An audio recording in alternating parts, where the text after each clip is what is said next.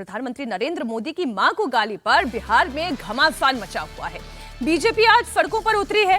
पटना समेत बिहार के कई शहरों में इस वक्त प्रदर्शन चल रहा है। प्रदर्शन की कमान बीजेपी की महिला नेताओं ने संभाल रखी है। महिला नेता सड़क पर धरने पर बैठी है। हाथों में पोस्टर लेकर राहुल गांधी और तेजस्वी यादव के खिलाफ नारेबाजी चल रही है। बीजेपी के पुरुष कार्यकर्ता भी प्रदर्शन में शामिल हैं और कई जगह टायर जलाकर प्रदर्शन भी किया गया है। हालांकि इमरजेंसी सेवाओं को इस प्रदर्शन से बिल्कुल अलग रखा गया है। महिला ब्रिगेड की तस्वीरें इस वक्त आपके सामने हैं।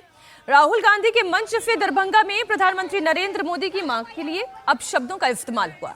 इसके बाद बिहार की राजनीति गरमाई। बीजेपी राहुल गांधी और तेजस्वी यादव से माफी की मांग कर रहे हैं, जबकि दोनों नेताओं ने अभी तक इस पर कुछ नहीं कहा है। माफी मांगना तो दूर, महागठबंधन के नेता प्रधानमंत्री मोदी पर ही सवाल उठा रहे हैं। महागठबंधन के नेता उल्टे प्रधानमंत्री पर ही महिलाओं के अपमान का आरोप लगा रहे हैं।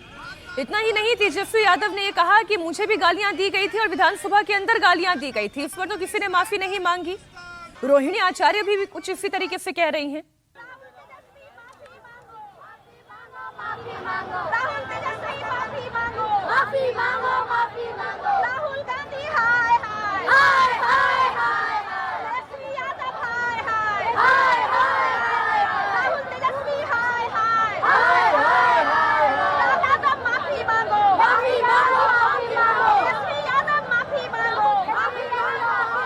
बीजेपी ने सुबह 7 बजे से लेकर दोपहर 12 बजे तक के लिए ये बंद बुलाया है। प्रदर्शन में इस दौरान बीजेपी कार्यकर्ताओं के अलावा एनडीए में शामिल दल भी रहेंगे। बीजेपी का ये मार्च बीजेपी मुख्यालय से शुरू होकर आयकर चौराहा, गोरिया मठ, गांधी पथ, विमला एनक्लेव होते हुए साधना होटल तक जाएगा। इस बंद से इमरजेंसी सेवाओं को अलग रखा गया है। अस्पताल और एम्बुलेंस जैसी सेवाओं पर भी इसका कोई असर नहीं पड़ेगा। साथ ही रेलवे पर भी इस बंद का असर नहीं होगा।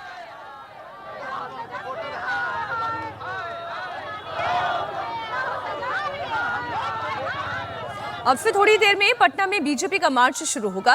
बीजेपी सांसद रविशंकर प्रसाद महिला नेताओं के साथ धरने पर बैठे हुए हैं। रविशंकर प्रसाद ने कहा कि प्रधानमंत्री मोदी की स्वर्गीय मां को गाली देने से बिहार के लोगों में गुस्सा है, लेकिन अभी तक राहुल या तेजस्वी ने माफी नहीं मांगी है।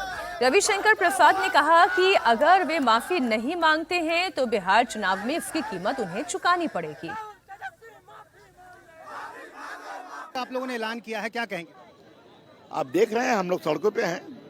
अभी हम लोग कार्यालय जाऊंगा, वहां से निकलूंगा। लेकिन फिर जो मैं सवाल पूछ रहा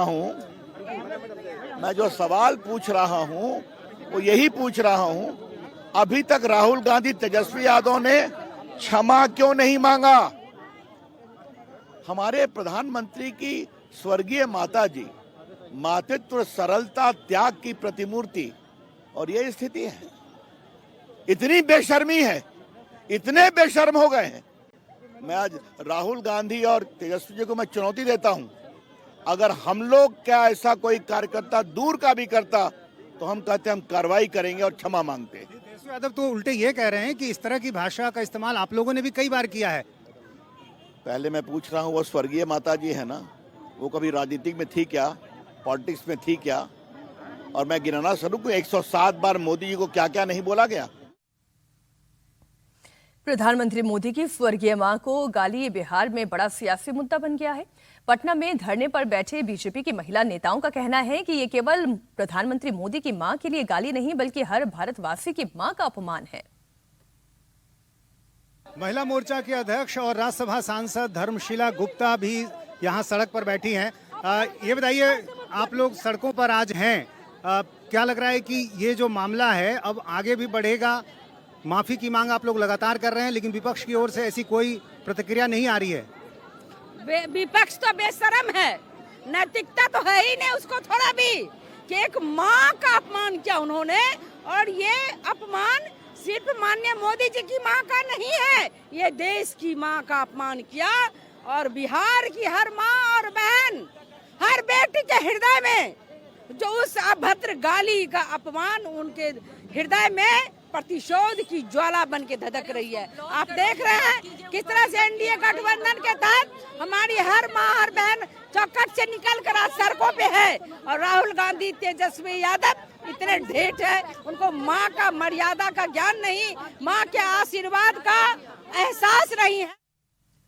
प्रधानमंत्री नरेंद्र मोदी ने 15 अगस्त को लाल किला से जो देश की जनता से वादा किया था उसे 20 दिन के भीतर ही पूरा करके दिखाया है। प्रधानमंत्री नरेंद्र मोदी ने नवरात्र और दीपावली के मौके पर त्योहारी तोहफा दिया है। जीएसटी में बहुत बड़ा रिफॉर्म किया गया।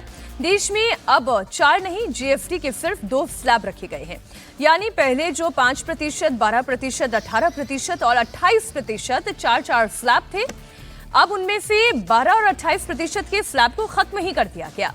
अब केवल 5% और 18% ही जीएसटी स्लैब रखा गया है। सबसे बड़ी बात यह है कि प्रधानमंत्री नरेंद्र मोदी ने आम लोगों को बड़ी राहत दी है। रोजमर्रा के घरेलू सामान पर जीएसटी या तो 0 कर दिया गया है या फिर 5% रखा गया है। जैसे पैकेट वाला दूध, छेना, पनीर, पिज्जा, ब्रेड, रोटी और इसे 0 टैक्स स्लैब में डाला गया है। यानी कि खाने पीने का ये जो सामान है उस पर कोई टैक्स नहीं लगेगा। अब पहले से ये सस्ते हो जाएंगे। शैम्पू, तेल, साबुन जैसे रोज के इस्तेमाल होने वाले सामान की बात करें तो इसमें 5% टैक्स स्लैब में शामिल किया गया है। क्या सस्ता और क्या बिल्कुल ही सस्ता, वह इस वक्त हमने आपके सामने रखा। जीएसटी स्लैब में कमी करने की वजह से ये एक राहत मिल रही है आम जनता को। तो पैकेट दूध, पनीर और छेना, पिज्जा, ब्रेड, रोटी, पराठा, खाखरा और 23 तरीके की जो दवाइयां हैं, जो जीवन रक्षक दवाइयां हैं, उन पर अब जीएसटी 0% कर दी गई है। मिडिल क्लास को भी प्रधानमंत्री नरेंद्र मोदी ने बड़ी राहत दी है। इलेक्ट्रॉनिक गुड्स की अगर बात करें तो जीएसटी जिन पर 28% थी, अब वो घटकर 18% हो गई है। एयर कंडीशनर यानी कि एसी पर पहले 28% जीएसटी लगती थी, अब उसे घटाकर 18% किया गया। तो वहीं 32 इंच से बड़ी टीवी खरीदने पर भी अब 28 की जगह 18% ही जीएसटी देना होगा। वॉशिंग मशीन पर भी जीएसटी 28% से घटाकर 18% की गई है। इसे ऐसे समझिए कि अगर पहले कोई एसी 30,000 में आप खरीद रहे थे तो उस पर जीएसटी लगने के बाद वो 38,400 रुपए में मिलता था, लेकिन अब वही एसी सामान आपको 35,400 रुपए में मिलेगा। आम लोगों को 3,000 रुपए की सीधी सीधी बचत अब हो जाएगी। इसी तरीके से आप समझिए कि जो लोग कार या बाइक खरीदना चाहते हैं उन्हें भी दीपावली और नवरात्र का ये बम्पर ऑफर मिल गया है। अगर आप पेट्रोल, सीएनजी या हाइब्रिड कार खरीदना चाहते हैं तो वो 1200 सीसी से कम की है, तो आपके लिए बड़ी खुशखबरी है। अब आपको 28% की जगह 18% ही टैक्स देना होगा। मान लीजिए कि इस कार का बेस प्राइस 5 लाख रुपए है, तो पहले आपको इसे खरीदने के लिए 6,40,000 रुपए का खर्च पड़ता था। अब आपको 5,90,000 रुपए खर्च करने पड़ेंगे। यानी कि बचत कितनी हुई? सीधी सीधी 50,000 रुपए की। डीजल कार में 1500 सीसी तक पर यह फॉर्मूला लागू होगा।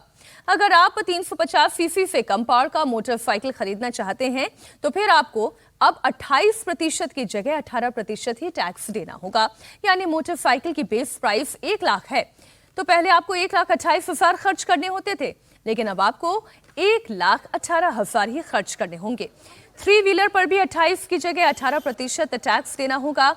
अब इसे भी आप समझ लीजिए, हमने डेटा बड़ा तैयार किया है कि 3 लाख अगर पहले इसकी बेस प्राइस थी और खरीदने के लिए 3,84,000 रुपए का खर्च आता था, तो अब सीधे सीधे 54,000 रुपए की ही इसमें बचत आपको हो जाएगी।